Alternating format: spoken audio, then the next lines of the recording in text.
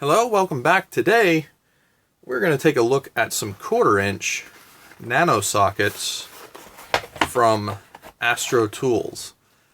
Now we took a look at the 3/8 and the 1/2" from Ulsa, and somebody commented those look an awful lot like the Astro Tools. So took a look at Astro Tools and I saw they had 1/4". I thought I'd get some and we'd take a look at them. So let's dig into these. We have SAE and metric. These are made in Taiwan. There's the metric. And the SAE is also made in Taiwan. So these are very unique, and one of the things I really like about them is how compact they are. If you take a look at these, you can really see how short they are. In 1/4", it's very, very clear when you look at them, like how short that really is. To say just how short that is, we can take a look at these. We'll pull one off, and they're all the same height, and the largest one is under 3/4 inch. You'll see there, largest one is under 3/4 inch, which is pretty compact for a socket. Now, if you had this in a ratchet, the part that sticks out, just the socket well itself, we're looking at under a 1/2 inch. It's like around that 7/16 range. So that is really something to see how shallow these are. And the fun thing about these is that you can put these on an 11mm ratcheting wrench. And also made a 1/4", they call it a clip, that you can put inside of the socket, and that holds it onto your ratcheting wrench. And you have now a very compact driver. Now this isn't a reversing wrench, this is a flex wrench, but you get the idea. And what that does is it makes it super compact. So if we take a look here, that with the clip on it is under 7/8. So that is really, really compact and allows you to get into tight areas, whether it be with something like this, do one of those, or you have a reversing ratcheting wrench on here. This gets you a very compact, in this case, 9/16 socket. So talking about sizes, we have a good number of metric sizes and a decent number of SAE sizes. So let's take a look at the metric sizes. We have, starting out with, we have 4, 5, 5.5, 6, 7, 8, 9, 10, 11, 12, 13, 14, and 15. And if we go and take a look at the SAE sizes, we have 3/16, 7/32, 1/4, 9/32, 5/16, 11/32, 3/8, 7/16, 1/2, and 9/16. So that's a really good representation of smaller sizes. At 5.5 shows up in things, and you know how I feel about the old 11/32 there. I like to have that for the number 8 fasteners. That's one of those things that makes a big difference when you're working on something, if you have the sizes you need to get the job done.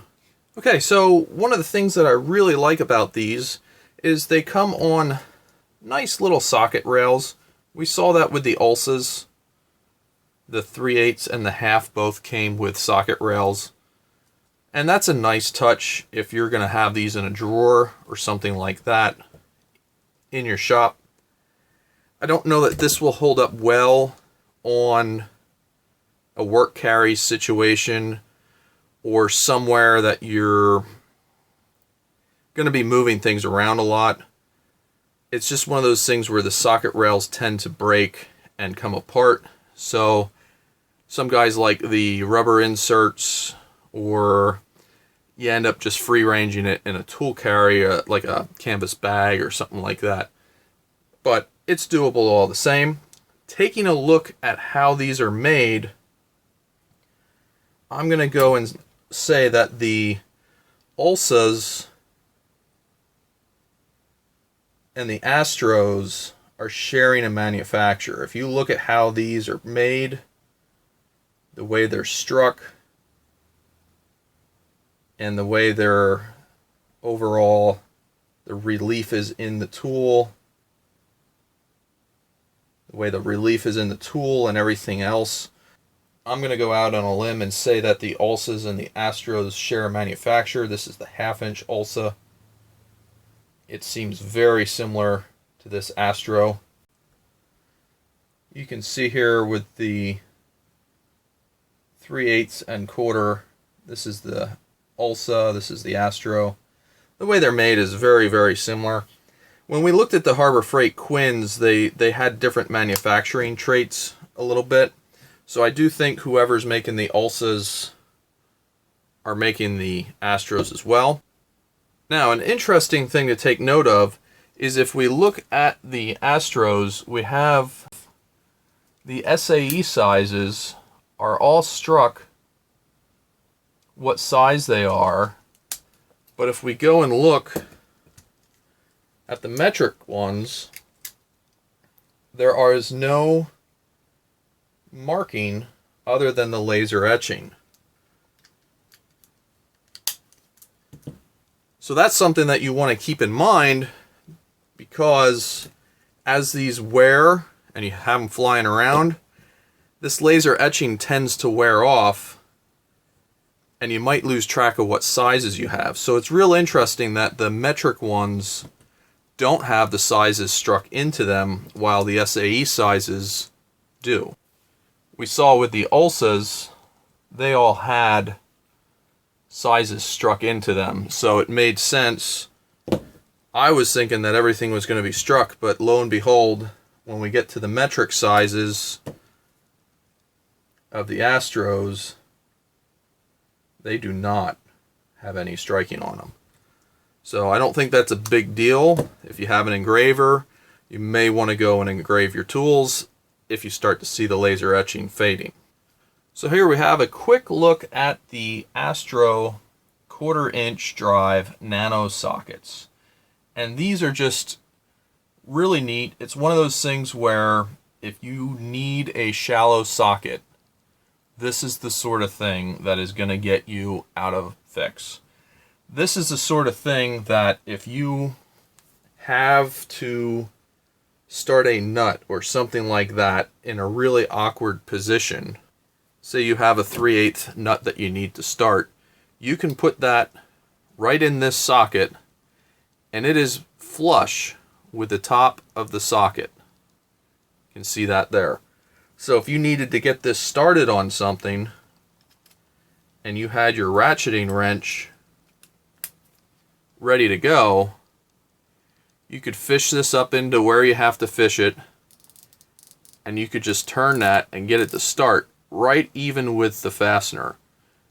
You won't have that scenario where the nut is sitting down inside of the fastener or inside of the socket, which makes getting it started even harder. And that's something where you could use this to get something started and maybe go to another tool, because obviously at some point the bolt head is going to pull the nut out of the socket, but you will have gotten it started. Those are the types of things that can really get you out of a fix if you're in something in the shop that's really starting to consume a lot of time.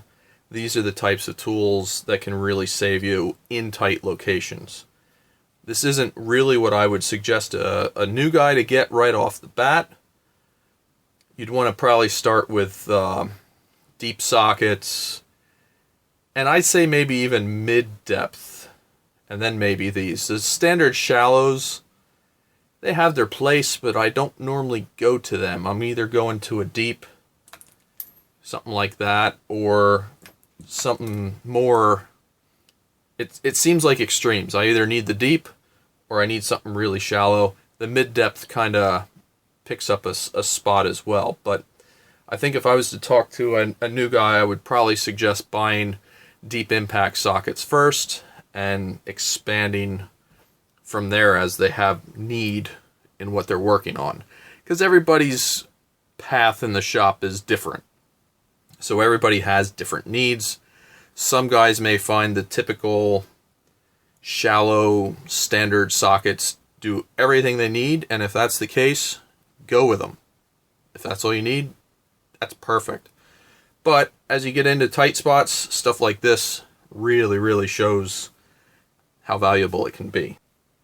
Something I really like about this set is the inclusion of a bunch of the sizes like 1132 that they haven't been including on a lot of the other sets.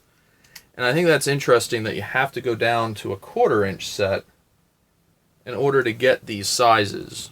A lot of the manufacturers seem to overlook sizes like that, and it's kind of interesting to me because 8/32 fasteners are pretty common on things, and you end up with an 11/32 socket. 3/8 drive stuff, it's not very common to find 11/32 sockets. They're out there, but it's not all that common to come across them. So when I see them, I want to give a kudos to the manufacturers for including them. So let me know in the comments below what you think. Are you going to get a set of these? Do you have a set? Do you like them? Do you not like them? I mean, these are chromoly, so they should be pretty hard. It's probably something we could test here. At least it'll be surface hardness. We could see exactly what we got. It's not going to necessarily show the overall metallurgy, but we could do a surface hardness test here. We have a 60 that's kind of skating there. And we have the 65 definitely digging in. So I'm going to say that the metrics are somewhere between a 60 and a 65.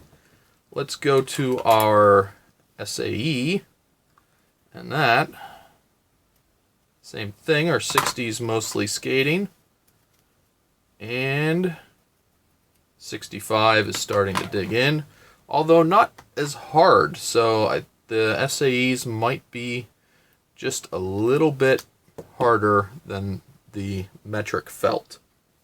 Overall fit and finish on these is very nice, just like we saw with the ulces.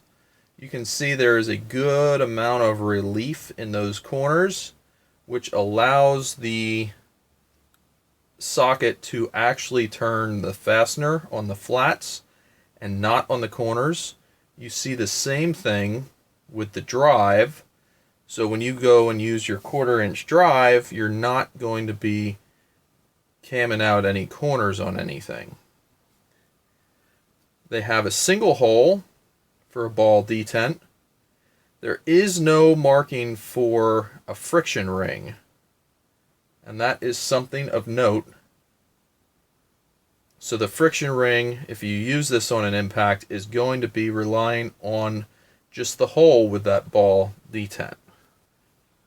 So if we take a look at this 15mm socket, we're going to see there's nothing hollowed out on the inside of it. So if you take an impact gun with a hog ring on it, you're going to be able to get it on the socket like that, but you're going to find that it's going to want to slide a little bit, and then it's going to, this is actually holding pretty well. There we go, get some light on it. And I think you're going to find that it's going to want to walk out to the point of the hog ring, and then that's where it's going to want to stay. Maybe I'm wrong, but the 1/4 inch actually holds on a bit nicer than the 3/8 did. Let's just check the SAE size and see how that wants to do, because I don't think they make a 1/4 inch pin detent. So there we have it. That actually retains reasonably well. It slides up, but I actually have to pull on it relatively hard. So I think that would actually work pretty good. Now, how shallow does a 9/16 socket get on a stubby Milwaukee impact gun? And the answer is we are basically at 4 5/8 to get that whole thing into an area. So if you needed to get an impact in, that is really tight area. Obviously we could put this on a ratchet as well, powered ratchet, and that would make it even smaller. But as far as a stubby on an impact, you don't get much smaller than that. So let me know in the comments below what you think. I think these things are great. I think it's something that you can supplement in your shop, get a good versatility out of it. I know there's a bunch of times with small fasteners and projects and things like that that something this shallow would really make a difference, because sometimes you can't get one of these ratcheting wrenches into the area because you have to do the swing thing, but you got to be into something. So just having a very short socket to get in and be able to turn something, it can make all the difference in the world. So I'm pretty happy to have these in the shop to supplement what we already got going. Let me know what your thoughts are. I think this is a nice development in the tool world. Stuff like this wasn't around a long time ago, and it's nice to see that there's more options becoming available. I think things like this are great, and I look forward to seeing what some of these manufacturers come up with in the future. So as always, thanks for watching.